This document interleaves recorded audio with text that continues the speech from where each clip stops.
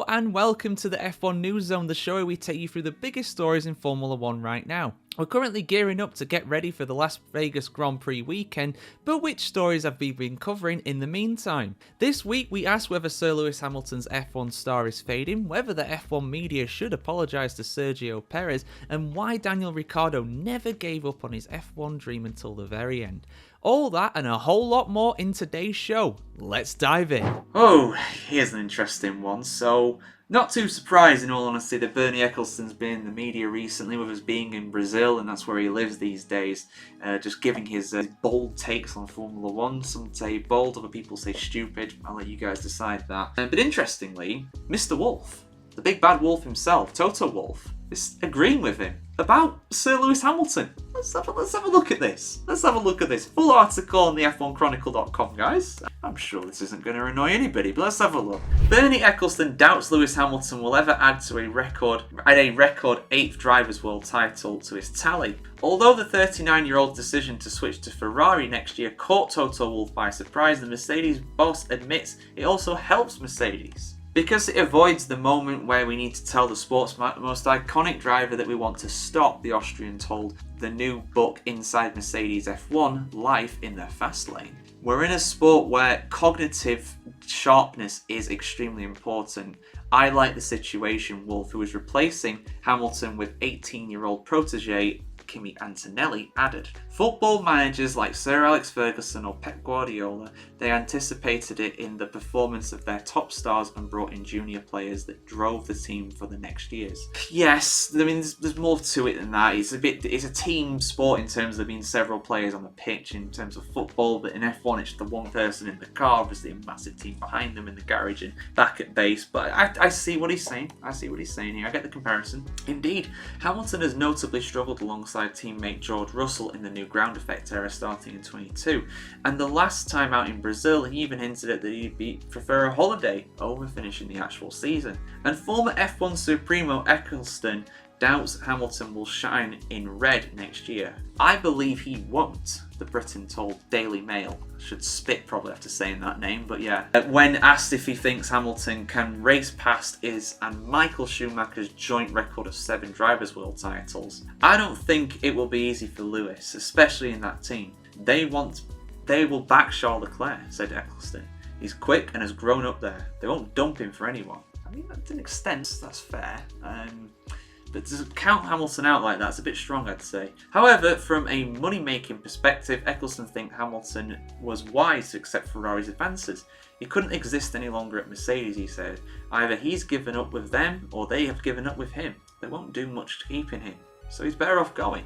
Again, I don't disagree. I think like Wolff kind of alluded to, it would have been a very difficult decision to oust him, to get rid of him in favour of Kimi Antonelli. Even though as good as Antonelli is, Hamilton is, the most successful driver and team pairing in the history of Formula 1 is Lewis and Mercedes. The most wins, the most races, the most podiums, the most poles, the most fastest laps, most everything, I believe. He's got a lot. Although Max Verstappen's doing his best to challenge that at Red Bull, of course. He would have to walk away from a lot financially, said Ecclestone. It's a big deal he has got, though I suspect the bonus clauses written into his contract are there to make him feel good rather than reality. For John Elkman, the guy who runs it, it was a big ego thing.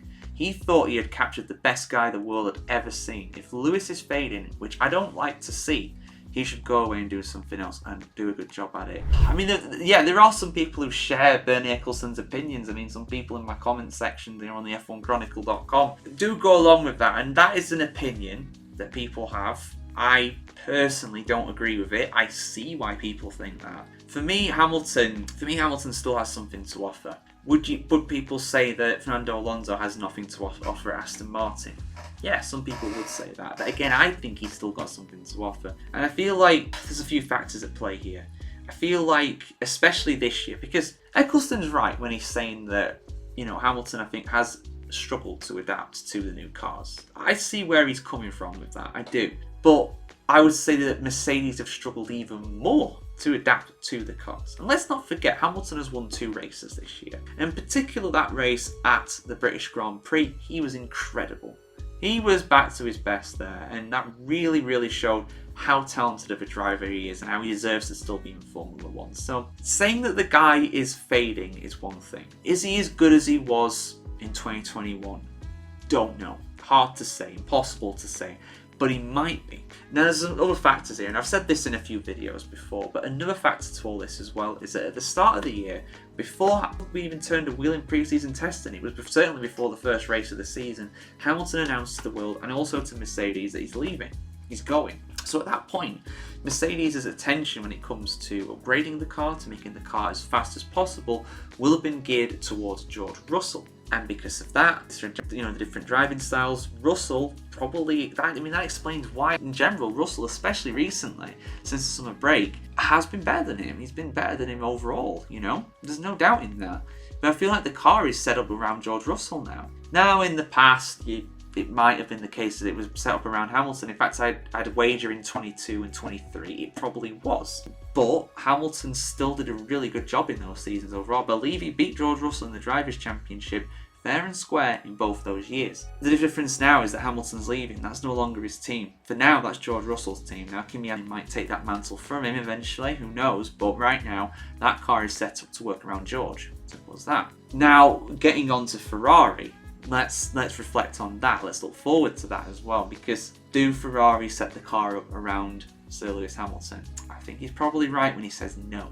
But does that mean that Hamilton can't drive the car? That he can't be as fast as Leclerc? Maybe not at first. 2025 could be a difficult year for Hamilton. Charles Leclerc could well be faster. But that car right now, that Ferrari car, is markedly better than the Mercedes. So in terms of a performance point of view, I could easily see Sir Lewis finishing above both Antonelli and Russell in the Drivers' Championship next year. I think Ferrari could well finish, they could win the Constructors' Championship next year. They could win it this year. If they have some really good final races, they could do. It's unlikely, but they could. Although I'd like to see that as a McLaren fan, but it's possible. They're second right now. And who would have seen that coming after the Belgian Grand Prix? They were fourth. They were dead and buried pretty much at that point. At least it seemed like they were going to get fourth anyway. So there is that. And then on top of that as well, 26 comes around. That's a new regulation change. That is something where experience counts. Now, of course, Hamilton and Leclerc are both experienced. Leclerc has been in Formula 1 since 2018. So that'll be his, what will that be? That'll be his 9th season in 2026. Hamilton will be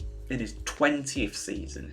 And Hamilton would have also been through the last huge regulation change in 2014. Obviously, we've had big regulation changes in 2017, in 2022, but this is a new engine formula. Leclerc has only known one engine formula, so I feel like the experience of Hamilton could well make the difference there. So I won't go writing off Hamilton. He's still got something to offer. He's still an incredible driver. Don't go forcing him out the door. But I want to hear your guys' thoughts, because I know there's some people that have been commenting saying Hamilton's washed, he's a has-been, he's useless, he should get out of the sport, he's too old. I don't agree with that viewpoint personally. I really don't. But I know that some people do, so what's your take? Let us know in the comments below as always, guys. So, interesting article that's come out on the F1Chronicle.com here, saying that Lance Stroll and Sergio Perez apparently are in Formula 1 for the money and not because of talent. Well, let's have a look at this here, because I'm sure this is going to be a very strong opinion from somebody within the Formula 1 world. Full article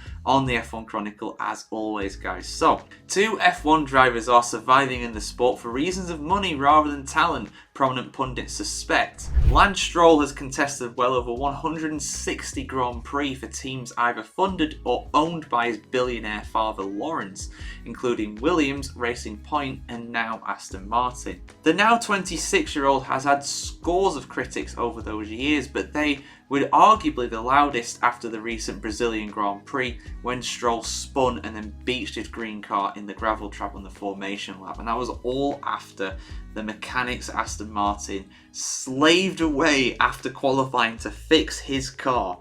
He ends up binning it not even before the race starts. That is one of the worst episodes in what is a pretty dismal career at times for Lance Stroll. He said, sorry, no, this is Timo Glock. Is that Glock? It is! It's Glock! Timo Glock said, for me, there are a few things that don't seem right. Glock said to Speed Week. Losing control of the car on the way to the starting grid, okay, but then sinking into the gravel like that, really? He also wrecked the car in qualifying. Glock has further gripes about the Canadian racer. I'm bothered by this apathy when he steps in front of the reporters' cameras and microphones. There are 1 or 2 videos from press conferences and all you can do is shake your head, said the German. Behaviour like that leaves me speechless. This driver is really a laughing stock. For me, there are so many talented people out there that deserve an F1 cockpit more than him. I don't disagree with anything that he's just said there. I will say one thing though, and I've said this a few times, and I did a video a good few months ago going over, Lance Stroll's mental health. I feel like that is, part of what's doing this, especially his interviews where he's just so downtrodden and just doesn't really seem to care, because I don't think he does, but because of all the pressure that he's under, he's probably thinking, well, why even bother? Why do I even need to bother with this? So what I would say in that case, the best thing for him, if that he has having difficulties like that, is to get out of the sport, get away from the pressure, have a break. It's relentless because everybody rightfully assumes to an extent that he's only there because of his dad, and that Aston Martin seat could go to somebody who is more talented. A Yuki Tsunoda maybe? A Felipe Drugovich, he's a reserve driver there. I would argue that Drugovich definitely deserves a chance in Formula 1, but doesn't look like it's going to happen. Former Haas boss Gunter Steiner has described Stroll's formation lap spin at Interlagos as a brain fart, questioning whether he even wants to be an F1 driver. Another driver clinging to credibility at present is Sergio Perez, with many puzzled as to why Red Bull continues to cling to a driver struggling to even consistently score points. Dutch racing driver Renger van der Zande, what a name, I never heard of you, man, you got the coolest name in motorsport. Part of the Dutch punditry scene for Ziggo Sport, thinks he knows the answer.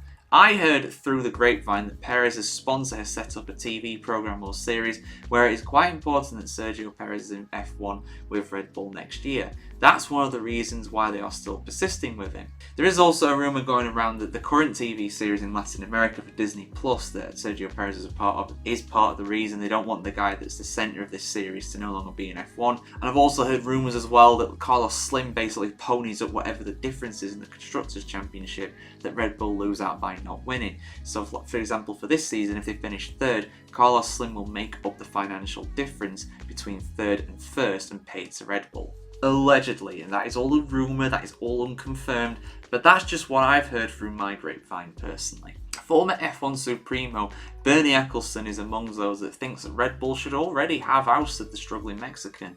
He told Blick newspaper that Yuki Tsunoda should have been put in Perez's seat 2 races ago. He said, and I quote, "Then we would know whether Yuki is really ready for the job next to Max Verstappen," he said. I'm not sure that many people are ready for the job next to Max Verstappen, to be honest. That is a very, very poisoned chalice, a very blazing hot seat. But yeah, interesting theories there. I mean, I don't disagree with the things that Glock is saying about Lance Stroll, really. That was embarrassing. Listen, all these drivers have them, but they also have really good flashes of brilliance. And unfortunately for Stroll, he has had some good bright sparks in his career. The pole at Turkey in 21, getting a podium at Azerbaijan 2017, for example, a podium Hockenheimring in 2019. But all these moments are years ago. You can't still dine out on these moments. It just doesn't work like that. So for me personally, that seat has to go to somebody else. And also the mental health side of things, like I said, I feel like the best thing for him is just to call it quits. He doesn't need to be in F1. He's a son of a billionaire. He's going to be fine. Go and sit on the board with his dad at Aston Martin or something. Make that seat available to someone who can actually make a difference, who can actually have a hope of challenging Fernando Alonso. Yes, challenging Fernando Alonso is a very difficult thing in Formula 1. Some incredible drivers have struggled to keep pace with him. Think about Kimi Raikkonen when they were at Ferrari, although the design of the car had a reason for that. But anyway, let's not get down that rabbit hole. My point being is that Lance Stroll doesn't have a hope in hell of challenging Fernando Alonso, just like Sergio Perez doesn't have a hope in hell of challenging Max Verstappen. And the reasons for Perez being in that team, I think, are even more money motivated than Lance Stroll, to be honest. But there we go, guys. Those are my kind of thoughts on it. I want to hear your thoughts next. Does Perez need to be replaced? Does Lance Stroll need to be replaced? And who would you replace them with if you think that's the case? Let us know in the comments below, as always. An interesting post here on the F1Chronicle.com concerning Russia and the Russian Grand Prix, and how they might actually turn down the chance to return to the F1 calendar, which is a bit of a strange statement given what's happening right now. I don't think they're going to get invited back onto the Formula 1 calendar anytime soon. As dodgy as F1 is when it comes to selecting certain nations, yeah, Russia is definitely the persona non grata when it comes to kind of countries at the moment, really. You don't kind of touch them with a barge pole right now. But let's have a look at what's been said here. So, Russia may not accept a hypothetical invitation by Formula One to eventually return to the annual race calendar. The Sochi round was unilaterally scrapped by the sport at the outset of the Russia-Ukraine conflict in 2022. Back then, Alexei Titov was in charge of the Russian Grand Prix as boss of the promoter Rosgonki. He is now in charge of the state-of-the-art Igora Drive circuit in the Leningrad region, which was set to begin hosting the Russian Grand Prix from 2023. When asked by Sport Express if he expects F1 to return to Russia someday, Titov answered, "It wasn't us who decided to part ways with Formula One. Formula One decided to leave us, so they left. If they were to express a desire to return, then we will think about whether we need them or not. So I wouldn't want to say I believe this or this will happen. We had an absolutely clear plan for the development of a number of key international events at Agora Drive," Titov added. "Then our colleagues in the West decided that the sport is an integral part of political life and started doing what they are doing. We were upset for a day or two, then we got on with business.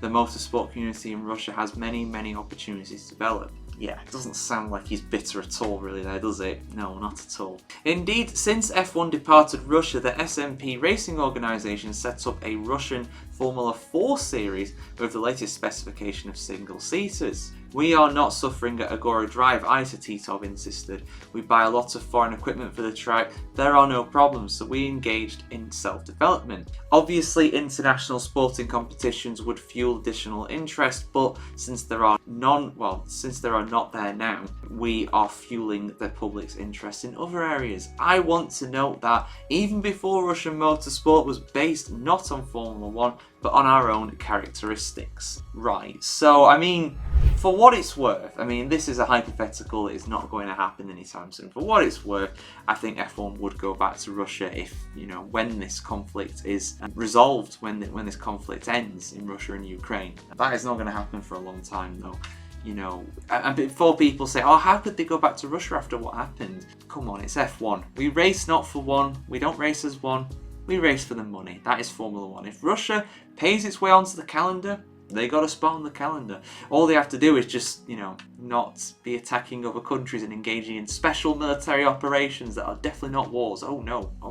But yeah, it definitely sounds like it's very much like, yeah, I'm not crying, I promise, I'm not upset. But I mean, to be fair, I do get where they're coming from in the sense that, we just kind of get on with it, which is fair enough. I'm sure that's all they can do really at this point, and just look internally really, because Russian motorsport was doing okay, I guess. They had a few drivers and stuff, but it's kind of been set back to the Cold War times now, the Dark Ages really, with this, but there's a very good reason for that. So yeah, let us know your thoughts, guys. Would you like to see Formula One go back to Russia one day if the war is resolved? I want to hear your thoughts on this in the comments below. Oh man, I can tell already this is going to be a bit of a sad one. It's concerning Daniel Ricciardo and how he believed in his Formula One dream until right at the very end. He did not give up on his F1 aspirations to presumably be the world champion one day until right at the very end, when he was sacked by RB and replaced by Liam Lawson after the Singapore Grand Prix. But let's have a look at this, guys. Let's have a look at what's going on here, who said this, and just the overall story. Full article on the F1Chronicle.com as always. Daniel Ricciardo never gave up on his Formula One race seat until the very last moment, according to RB CEO Peter Bayer. Many of the popular Australian drivers' fans were furious that team owner Red Bull kept secret the news that Ricciardo would be replaced by Liam Lawson after the Singapore Grand Prix, when it was obvious to almost everybody that was the case. Yeah, he was very emotional during a lot of his interviews. He was speaking as if he knew it was over. He knew. He had to have known, and it must have been so difficult to go through all that, being like, well, I can't say anything, when really he's really wanted to talk about it and everything. So Bayer, though, said it was Ricciardo himself who asked the team to hold back the official confirmation of his ousting. "We had agreed with Daniel that we would not communicate it," he told Automotor und Sport. "We knew that it would look a bit odd, but we did it to protect our driver. It was his wish." According to Bayer, Ricciardo clung to the idea that he might be able to perform so well in Singapore that Red Bull might have to have a change of heart. Other rumours suggest that a race win or podium in Singapore could have triggered contract clauses that guaranteed that he would be able to race on. "He believed until the very end that he would finish in the front of qualifying and showing everybody what he could do," said Bayer. I have never seen such mental strength in an athlete as this person has, and I have been in many sports. Unfortunately, Singapore, Ricciardo's last race in F1, was not a good weekend for the driver. It was a terrible moment when he was eliminated in Q1, said Bayer. You could already hear on the radio that his world collapsed. Yeah, I guess he knew it was over at that point. We then, there we go, combine the words together there. We then sat together in our office at 2 in the morning and asked him what we should do now. He told us that we should just let him drive the race. He just didn't want any fuss. In the end, Ricciardo was tearful after the Singapore Grand Prix night race on Sunday, but it was already several days before Red Bull finally confirmed that Lawson would be in his cockpit for the remainder of the season. Many of his fans were furious with Red Bull. As a team, we stood up for him. If Daniel had stayed until Abu Dhabi, of course, we would have celebrated his farewell with fireworks and a photo on the grid, like with what happened at Kimi Raikkonen. That's what everybody would have wanted. He also points out that it was Red Bull who actually gave Ricciardo a second chance to shine in Formula 1 after being axed by McLaren, also for poor performance after the end of 2022. We gave him another chance that nobody thought possible, said Bayer. It was important to us that by the end we could look back in the mirror and say we did the right thing for him, even if the whole world and his 9 million Instagram fans were bashing us. Yes, they definitely did bash for sure. I'm not on Instagram, but I did see the fallout on Facebook. I'm in some Daniel Ricciardo fan groups on Facebook, and they were fuming. I get it. I get why. I 100% get why. I mean, this is not the first time I've heard this. I think Lauren Mekes, the team principal of RB, also said something similar as well, where he was saying, well, it's Daniel Ricciardo's wish. It was Daniel's wish that we don't make a big fuss out of it. So this is, I mean, I'm not accusing them of lying by any means, but, you know, some people might think they are lying and they're not telling the truth and they're just backing each other's stories up. We'll only really know, I think, or at least get an indication as to whether that was the case if Daniel Ricciardo says it. Because if Ricciardo comes out in an interview and says, you know, this was my thinking behind it, this is what I wanted, and they honoured my wish, I do see what they say happening. I do believe that is a possibility. I mean, it's a different thing and it's a different level, completely different sport, but, you know, the mentality side of things, particularly in a sport as cutthroat as Formula 1, is huge. The mental aspect is massive. Damon Hill has been out in the media this week and saying how, you know, his rivalry with Michael Schumacher in the 1990s, you know, he felt defeated, he felt useless, he felt untalented because Schumacher made him feel like that. And that's not me having to go at Schumacher, that's me just saying that that's how Damon Hill felt. He was mentally destroyed by him. So you have to have that belief, that ultimate belief in your abilities, and Ricciardo needed that, and even that, unfortunately, in the end was not enough for him. So I can totally believe that he believed until the very end.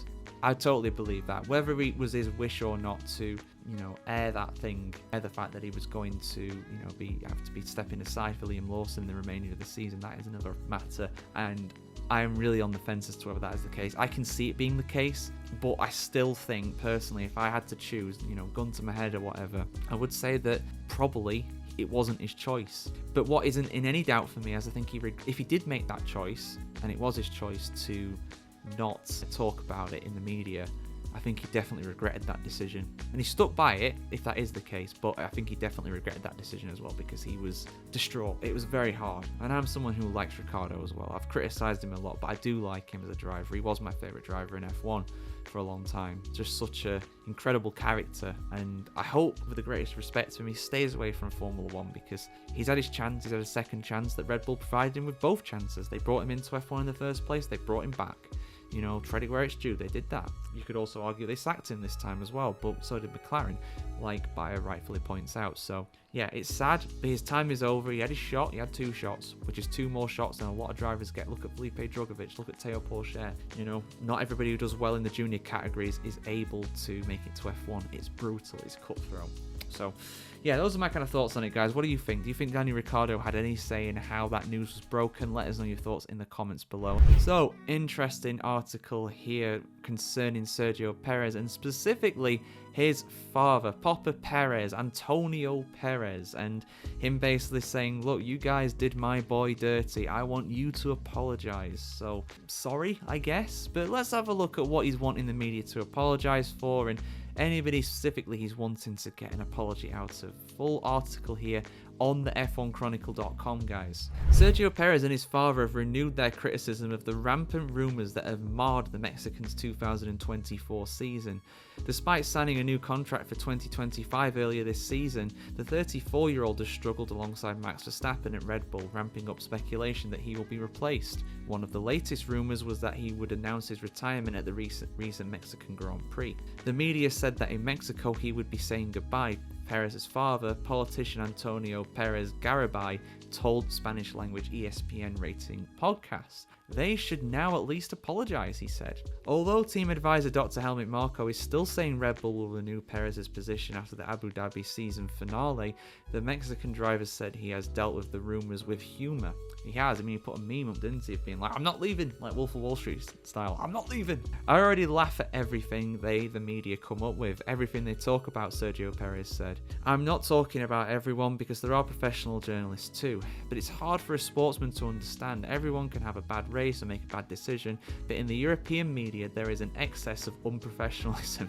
Oh, I'm not going to comment on that. One of the latest rumours is that Red Bull boss Christian Horner has signed some Perez-linked sponsorships for 2025, even approving the manufacturer of 2025 team clothing and merchandise featuring the new brands. That might explain Perez and his father's apparent confidence that he will definitely still be Verstappen's teammate beyond this year. Checo will be there for the next 2 years, Antonio's Perez Garibay continued.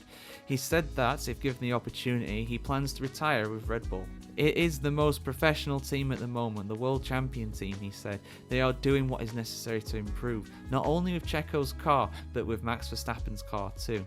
They are still fighting for the championship. I think Max wants to be world champion again, and Red Bull is preparing to be among the top 3 constructors.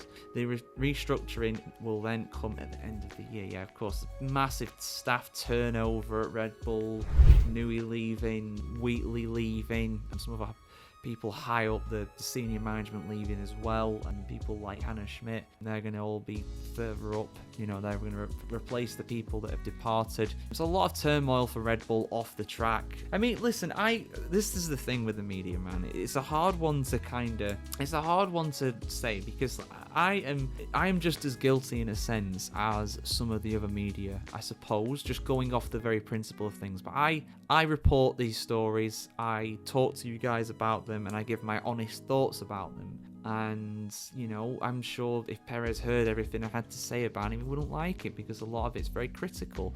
Because I feel like he's just not been good enough for a number of years now to warrant that seat. And I know I'm not by myself with that at all. But it depends what's actually been said here, because he's not referred to anything specifically. He's saying that the European media are very unprofessional. So who could it be? It could be literally anybody. And, you know, he might take offense to something that me and you might not deem particularly offensive.